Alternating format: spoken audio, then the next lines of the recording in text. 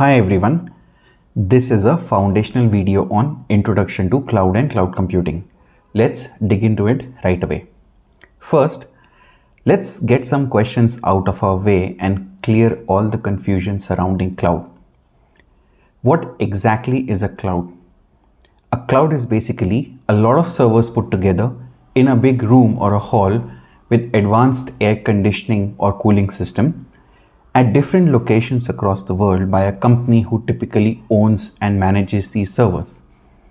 There are multiple such companies, most popular ones being Amazon, Microsoft, and Google. These companies are called cloud service providers or simply cloud vendors. So, what do they do once they build a cloud? These companies then, on their respective cloud, offer storage space, computing power, network usage, and these days even software to other businesses like banks, insurance companies, retail companies, e-commerce companies, startups, and even to governments. These businesses can access cloud via internet. Then, what is cloud computing? Cloud computing is basically businesses using these cloud offerings. Cloud and cloud computing are terms that are used interchangeably by many. So, what benefits does cloud service provider gets here? Well, they charge money to the business using them. So, what about businesses? Short answer is huge cost savings along with improved speed to market. I have covered this thing in entirety in the very next slide. Stay tuned. Okay, so this may sound just like a data center being outsourced. Why is it a different field of study then? Well, in order to yield the benefits of cloud such as rapidly provisioning and deprovisioning server resources, traditional concepts used in data center do not work. There are specialized concepts, architecture and design patterns that require specialist cloud softwares to make cloud computing work. Okay, finally, the last question of these first things first. What about the fuzz about all these fancy cloud certifications that you keep hearing all these days? Well, although the fundamentals of cloud computing is same across all cloud vendors, each of them have their own specialized softwares and service offerings.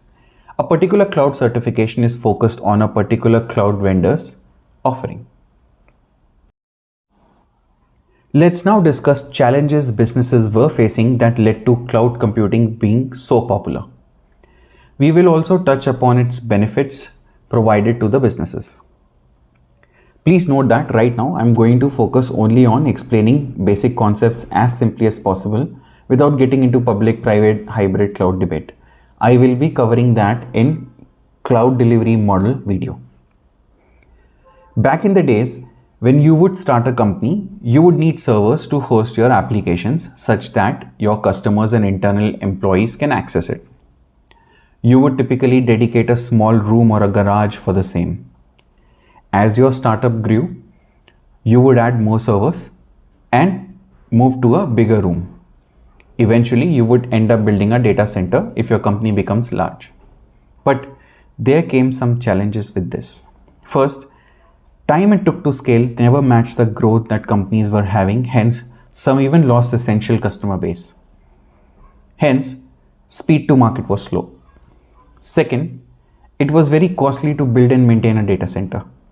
Average yearly cost just to operate a large data center went up to $25 million.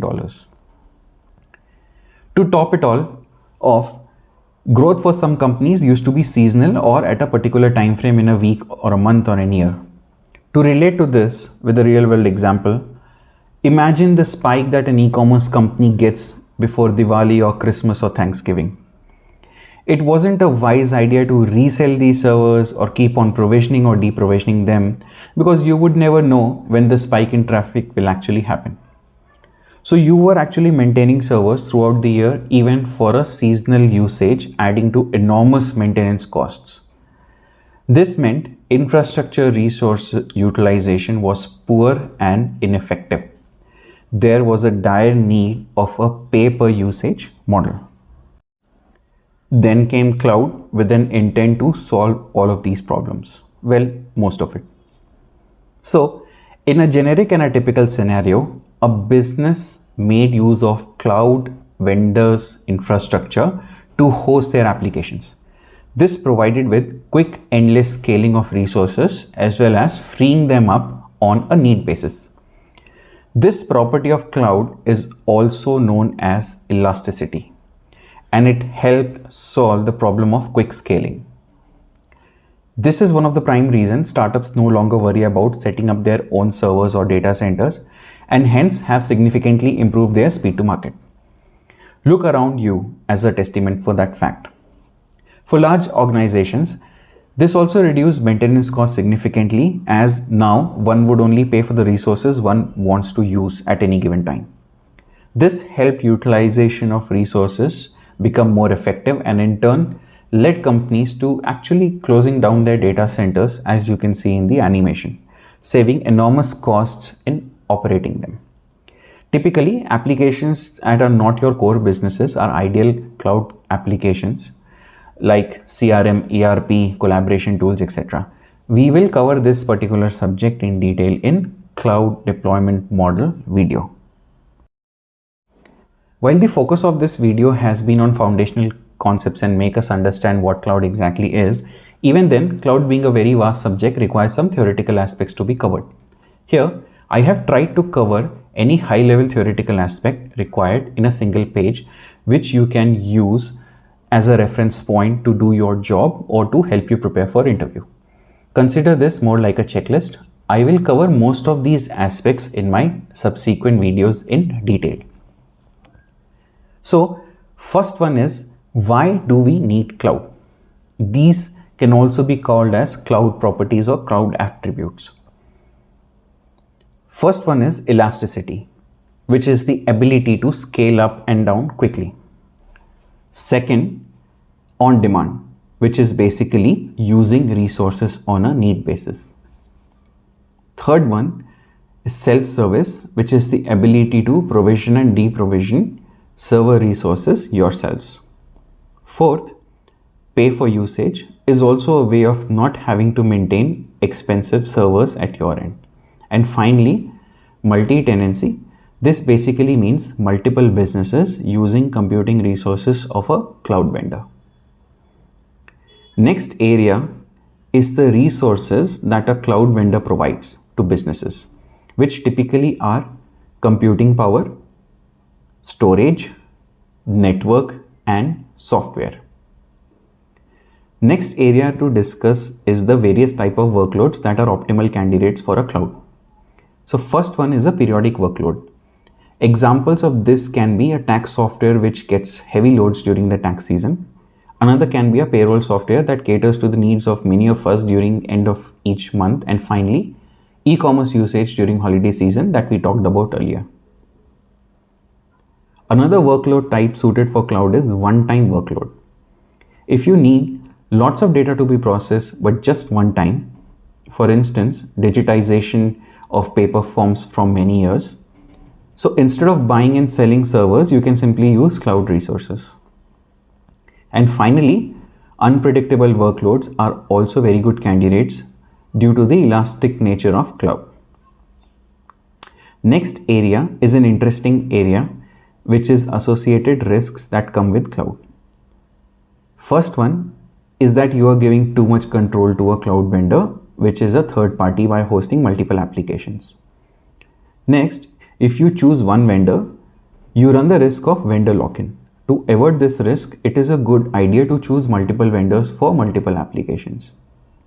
Next is data security and data privacy, which has been two of the most debatable topics when it comes to cloud, especially for banks and healthcare companies, as you might end up saving your customer data on a third-party location, breaching some regulations.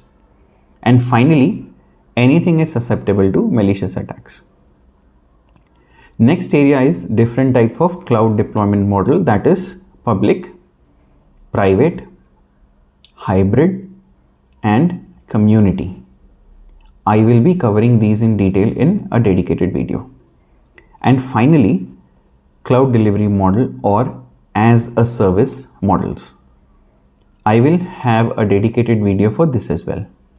These can be and not limited to infrastructure as a service, platform as a service, software as a service, data or information as a service, database as a service, business process as a service, function as a service, and many more. So that's all we have for today. If you liked the video and had a good learning experience, then do check out our other videos. Do like and share. Also subscribe the channel for latest videos and trends in the world of architecture. See you in the next video.